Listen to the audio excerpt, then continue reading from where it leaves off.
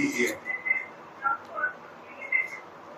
नहीं, अगर वो वहाँ पे आर्ट कर रहा है तो भूलिए मत, मजा होगा। हेलो फ्रेंड्स, आज हम लोग बैठ के कुछ बात कर रहे थे और ये मेरे से पूछ रही थी मनीषा क्या गिफ्ट दिलवाया तुमको इस बार भैया ने? भैया कह तो रहे थे कि मनीषा कुछ गोल्ड लेने चलते हैं, गोल्ड लेने चलते हैं, लेकिन फिर मैंने उनको कह दिया था कि नहीं, मुझे आप गोल्ड मत दिलवाओ। क्यों? भैया तुम्हें प्यार नहीं करते क्या? नहीं, भैया मुझे बहुत प्यार करते हैं, लेकिन वो हर बार जब भी कहते हैं कि मनीषा चलो गोल्ड ले लेते हैं, तो मैं क्या करती हूँ ना, मैं उनके जो भी पैसे होते हैं वो मुझे जो देते हैं उससे मैं गोल्ड की बजाय मैं कोई ना कोई सा शेयर खरीद लेती हूँ अपने पोर्टफोलियो में। तो हेलो फ्रेंड्स, मैं हूं मनीषा और मैं स्वागत करती हूं आपका अपने channel money tree with Manisha पे। और आज मैं आपसे बात करूंगी, देखो हर एक लेडी, हर एक फीमेल, उसका जो सबसे फेवरेट शॉपिंग होता है ना, होती है गोल्ड की खाना शॉपिंग देने भी करना। जाना मुझे मतलब आज सब की जगह डेट में पर। कोई भी इंडियन लेडी की अगर मैं बात करूं, उसको जो सबसे ज्यादा खुशी मिलती है ना, वो गोल्ड खरीदने के बाद मिलती है। तो ऑब्वियसली मतलब मुझे भी अच्छा लगता है जब मुझे कोई गोल्ड देता है। दोबारा सुन लो, जब मुझे कोई गोल्ड देता है, चाहे वो मेरे पेरेंट्स हो चाहे वो अरुण के पेरेंट्स हो, but when it comes to जब मुझे स्पेंड करना हो, जब मेरे हाथ में पैसा हो और मुझे क्या खरीदना पसंद है, तो वो मैं आपको बताती हूँ। तो जब मेरे हाथ में पैसा होता है तो मुझे खरीदना पसंद है गोल्ड की बजाय किसी अच्छी कंपनी का शेयर। तो उसका रीजन मैं आपको बता देती हूँ। देखो, 2013 में मेरी शादी हुई थी। अगर मैं आपको कंपैरिजन करके बताऊं, क्योंकि मैं आपको सारी चीजें विद फैक्ट्स बताती हूँ, सारी चीजें डेटा के साथ बताती हूँ। तो जब 2013 में मेरी शादी हुई थी, थोड़ा सा और उससे पहले चलते हैं, 2013 से भी पहले चलते हैं, जब सबसे पहले मेरे हाथ में पैसा हुआ करता था। 2010 की मैं बात कर रही हूँ, जब मैंने सबसे पहले अपनी जॉब ज्वाइन की थी 2010 में, जिस जगह मैं जॉब करती थी। तो मुझे अपनी जॉब से जो फर्स्ट सैलरी मिली थी, फर्स्ट सैलरी का पैसा मैंने इकट्ठा किया और दिवाली पे मैंने अपने लिए first ever in the life, मतलब मेरी लाइफ में पहली बार, उस वक्त मेरी एज हुआ करती थी ऑलमोस्ट 20 ईयर्स, और मैंने अपनी लाइफ का पहला गोल्ड खरीदा था, and that was a golden ring. और वो रिंग जिस वक्त मैंने खरीदी थी, उस वक्त गोल्ड का रेट था अराउंड 27,000। हालांकि काफी फ्लक्चुएट हुआ, उसके बाद में भी मेरी शादी पे भी ऑलमोस्ट 29,000 का रेट था गोल्ड का। एक मोटा मोटा अगर बात करें तो आज की जो रेट, आज की डेट में गोल्ड का रेट हो चुका है 63,000। ठीक है, आज 2000, पहले सबसे पहले बात कर लेते हैं 2010 में, जब मुझे सबसे ज्यादा क्रेज था कि गोल्ड जरूर होना चाहिए मेरे पास, तो मैंने जाके गोल्ड खरीदा। और उस वक्त जो गोल्ड का रेट था, अगर 2010 से कंपेयर करेंगे, वो 27,000 के अराउंड था। और उसके बाद में शादी में जो था, वो भी उससे भी अगर कंपेयर करेंगे, आप कोई भी रेफरेंस पीरियड ले लीजिए, आप एक 10 साल का रेफरेंस पीरियड ले सकते हैं, 2013 टू 2023। अब बात करते हैं गोल्ड के, gold rate versus equity, gold rate versus share का प्राइस, है ना। अगर गोल्ड गोल्ड में उस वक्त बाय करती, सपोज मैंने 10,000 रुपीज का गोल्ड बाय किया है, वो आज की डेट में जो अगर 30,000 गोल्ड का प्राइस है, वो 63,000 हो गया है। तो एक तरह से परसेंटेज टर्म्स में बात करें तो 110% का रिटर्न आता है अगर मैंने 2013 का गोल्ड खरीदा। लेकिन अगर 2013 में मैं महिंद्रा एंड महिंद्रा के शेयर की बात करती हूँ, जो भी अच्छी, या आप चाहे जो किसी भी कंपनी को रेफरेंस पीरियड में ले सकते हैं, आपकी जो भी पसंदीदा फेवरेट कंपनी है, आप उसको रेफरेंस पीरियड का में लेके और आप उससे उसको कंपेयर कर सकते हैं। पीछे 10 साल का ग्राफ जाके चेक कीजिए किसी भी कंपनी का। मैं क्यों आपको कहती हूँ कि आपको लॉन्ग टर्म इन्वेस्टमेंट करना है, आपको किसी भी शेयर को खरीद के उसमें लंबा टिकना है।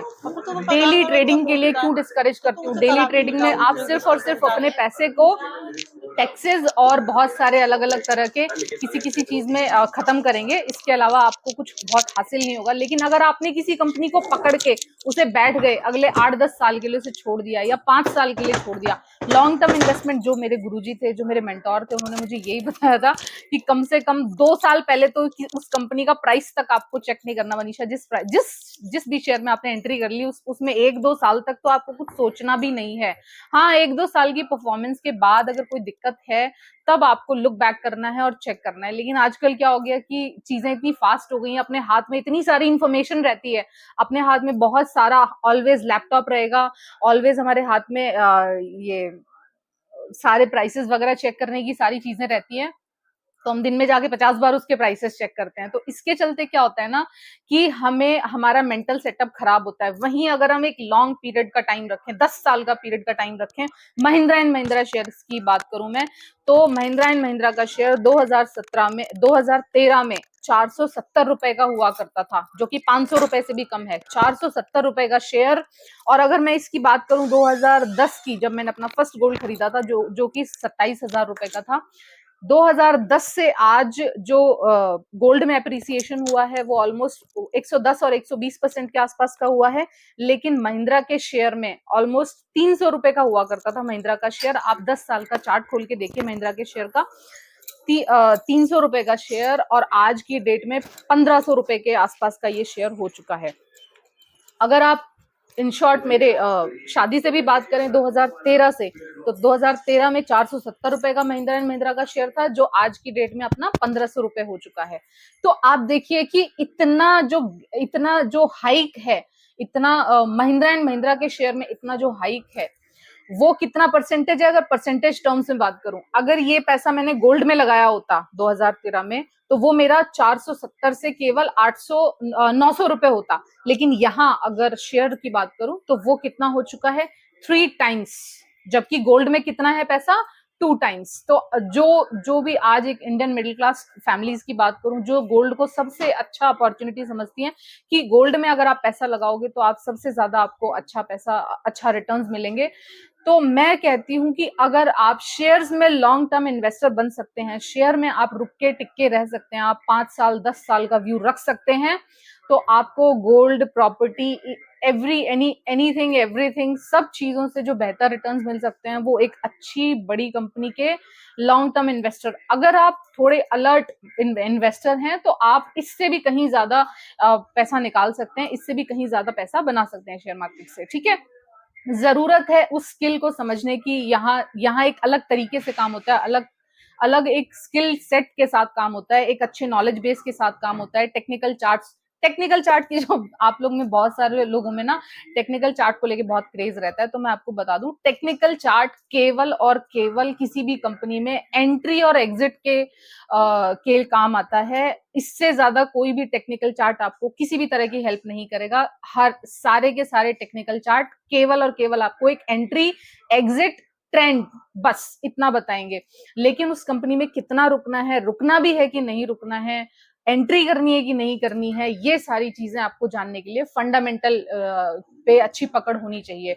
तो मेरा जो तरीका है ना काम करने का, वो मैं 3 चीजों पे काम करती हूँ। नंबर 1, सबसे पहले जो इंपॉर्टेंट चीज है वो किसी भी सेक्टर से रिलेटेड न्यूज, जब किसी सेक्टर से रिलेटेड कोई पॉजिटिव न्यूज है, अगर मैं आज कहती हूँ कि मुझे ऑटोज अच्छे लगते हैं, ऑटो पार्ट्स अच्छे लगते हैं, कोई भी ऑटो ले लो, कोई भी ऑटो पार्ट ले लो, वो अच्छे लगते हैं और लगता है कि उनमें आगे अभी कुछ टाइम रिटर्न्स बाकी हैं, तो उसका रीजन है कि अभी ऑटो की सेल्स होनी है, अभी लोगों में सैचुरेशन नहीं आया है। जो BS6 और उसके बाद कोविड और सेकेंड कोविड राउंड के बाद जो लोगों में अब जाके जो ऑटोज खरीदने की वो जोर से एक अर्ज हुई है कि हाँ अब उनको ऑटोज खरीदने हैं, अब उनको गाड़ियां चेंज करनी है, गाड़ियां खरीदनी है। पीछे 5-6 साल से बहुत कम लोगों ने कंपैरेटिव ऑटोज खरीदे हैं। ऑटो सेक्टर का एक ट्रेंड भी है, वो 2-3 साल अप ट्रेंड में रहता है, फिर डाउन ट्रेंड, फिर अप ट्रेंड, फिर डाउन ट्रेंड। ये एक साइक्लिकल सेक्टर है। तो अगर आपके पास कोई भी ऑटो इस वक्त है, वेदर वो कुछ भी हो, है ना, अगर वो अच्छे फंडामेंटल वाली कंपनी है, वो चलेगा, अच्छा चलेगा। कौन सा ज्यादा अच्छा चलेगा ये डिपेंड करता है उस कंपनी की सेल्स और प्रॉफिटेबिलिटी और इन सारी चीजों पे। महिंद्रा एंड महिंद्रा शेयर्स के अक्टूबर के ऑटो सेल्स के रिजल्ट्स आ गए हैं। जो हाईएस्ट एवर एसयूवी बिकी है ना, वो महिंद्रा एंड महिंद्रा की बिकी है। इस वक्त महिंद्रा एंड महिंद्रा के 80,000 व्हीकल्स बिके हैं। तो आप देख के चलो, अगर आपके पास अगले 10 साल का व्यू है, अगर आप महिंद्रा का शेयर अगले 10 साल के लिए होल्ड कर सकते हो, वर्सेस आज कोई लड़की को उतना ही पैसा, सपोज एक 20,000 की या एक 30,000 की कोई रिंग खरीद के बैठती है, तो उतने का अगर आपने रिंग खरीदा, उतने का वर्सेस आपने जाके शेयर खरीदा, तो आपको अगले 10 साल में, अगर आप इन्वेस्टमेंट पर्पज से देखिए, majority of Indian middle class की गोल्ड को खरीदने को लेके जो मेंटालिटी है ना, वो कहीं ना कहीं back of the mind investment ही है ना। आजकल आपको भी पता है कि कौन ही लोग कितना ही ज्यादा गोल्ड पहन के बाहर इधर उधर जाते हैं। ज्यादातर एक्चुअली गोल्ड इतना महंगा हो चुका है, ज्यादातर जो गोल्ड है ना आजकल आर्टिफिशियल ज्वेलरी के रूप में लोग ज्यादा पहन लेते हैं, गोल्ड अपने लॉकर्स में इकट्ठा रहता है, ठीक है। तो आज की डेट में गोल्ड वैसे भी आप लोग पहन नहीं पाओगे, अगर आपने खरीद भी लिया है ना तो बहुत ही मिनिमल इस तरह की अपॉर्चुनिटीज होती हैं जब आप गोल्ड को पहन पाओगे। तो ये रीजन है कि मैं यूजुअली गोल्ड खरीदने में ज्यादा इंटरेस्टेड नहीं रहती। इनफैक्ट जो खरीदा गया है ना, जो मेरे पास जितना मेजोरिटी ऑफ द गोल्ड है, वो मेजोरिटी ऑफ द गोल्ड मेरी शादी के टाइम का ही है। मैंने हार्डली उसके बाद में कुछ गोल्ड लिया है। अरुण अभी कभी कभी अपनी पसंद से कुछ कुछ ले भी आते हैं, तो भी फिर मैं उनको थोड़ा यही बोलती हूँ कि यार we have an better investment opportunity. तो इसके चलते मैं फिर थोड़ा उनको डिस्करेज करती हूँ कि हम पैसा गोल्ड में इन्वेस्टमेंट करने की बजाय हम पैसा अपने शेयर्स में, अपने पोर्टफोलियो को ग्रो करने में लगाएंगे। तो ये मेरी अपनी मेंटालिटी रहती है। अगर आप गोल्ड के बहुत ही ज्यादा शौकीन हैं, लेकिन हाँ, गोल्ड को शौक के लिए पहनना अलग चीज है, और गोल्ड को एज एन इन्वेस्टमेंट की बेटर अपॉर्चुनिटी है मेरे पास। दैट इज माई पोर्टफोलियो, मेरा स्टॉक्स, अच्छे अच्छे कंपनी के स्टॉक्स। आज भी अगर आपके पास अगले 10 साल का व्यू है ना, अगर आपको लगता है कि आप अगले 10 साल महिंद्रा का शेयर होल्ड करके रख सकते हो, तो जो करंट इसका प्राइस लेवल है ना, उससे ये आपको बहुत अच्छा खासा एप्रिसिएशन देगा, जो जिस प्राइस पे आज महिंद्रा खड़ा है। मैंने आपको 2013 का ही डेटा कंपेयर करके बता दिया है कि 2013 में गोल्ड के रेट तब से लेके अब तक केवल 110 और 120% का हाइक है।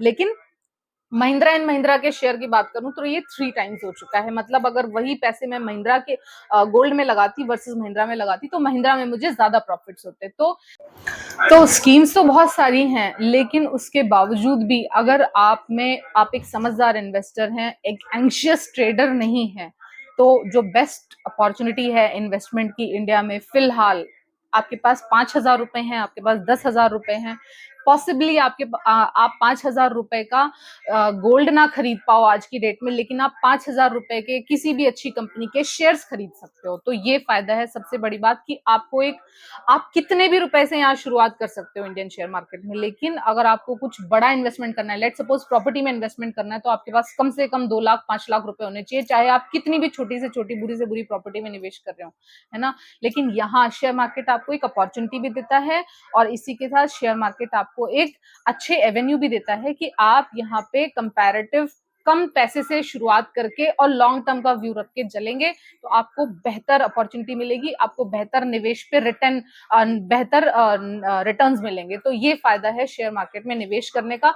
तो इसलिए मुझे किसी भी ओकेजन पे, किसी भी फेस्टिवल पे, जब भी अरुण मुझे पैसे ऑफर करते हैं, कहते हैं कि मनीषा चलो तुम्हें कुछ गोल्ड दिलवा देता हूँ, तो मैं उनको सेम ही डायलॉग बोलती हूँ कि यार आपको जितना भी पैसा देना है ना, आप चाहे मुझे 10,000 देना चाहें, चाहे मुझे 1 लाख रुपए देना चाहें, मुझे पैसे दे दिया करो। मैं अपने पैसे को अच्छे अच्छे स्टॉक्स में लगा के ज्यादा खुश होती हूँ, वहां से मुझे बेहतर रिटर्न्स मिलते हैं, बजाय कि ये किसी भी तरह का कोई गोल्ड खरीदने के। तो ये फायदे हैं जी गोल्ड की बजाय अच्छे स्टॉक्स में निवेश करने के। आपका टाइमली आपका पोर्टफोलियो भी ग्रो करेगा, आप उसको टाइम दीजिए, आप रुकिए अपने शेयर्स के साथ। अगर आप रुकेंगे और टाइम देंगे शेयर्स को, तो पॉसिबिलिटी हाई हो जाती है कि आपके शेयर्स और आपका पोर्टफोलियो आपको बहुत अच्छी ग्रोथ करके देगा, ठीक है। सो आई होप आप मेरा व्यू समझ गए होंगे, और खास करके जो नए लोग हैं जिनको गोल्ड से बहुत ज्यादा प्यार नहीं है, और जो हमारी जनरेशन है ना खास करके, वो तो देख ही चुकी होगी कि उनका सारा का सारा गोल्ड ज्यादा लॉकर में रखे हैं या फिर अलमीरा में रखे होंगे।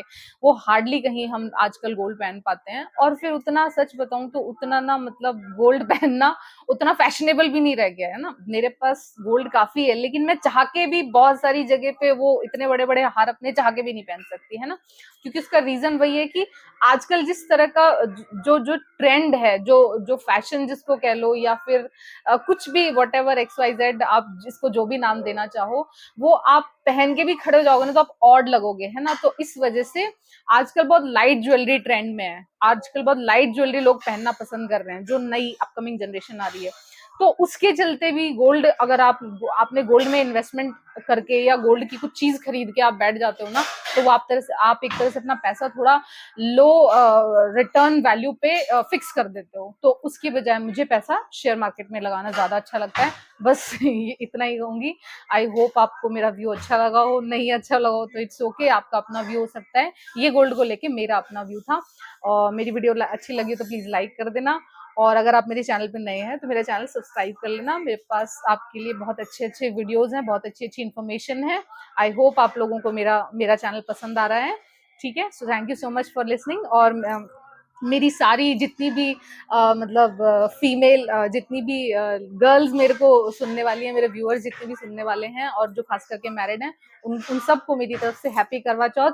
अच्छे से आज अपना करवा चौथ मनाइए, मजे कीजिए, और वट एवर जो भी ब्लेसिंग्स हैं वो सारी मेरी तरफ से आप लोगों को। ठीक है, चलिए, take care, tata, bye bye.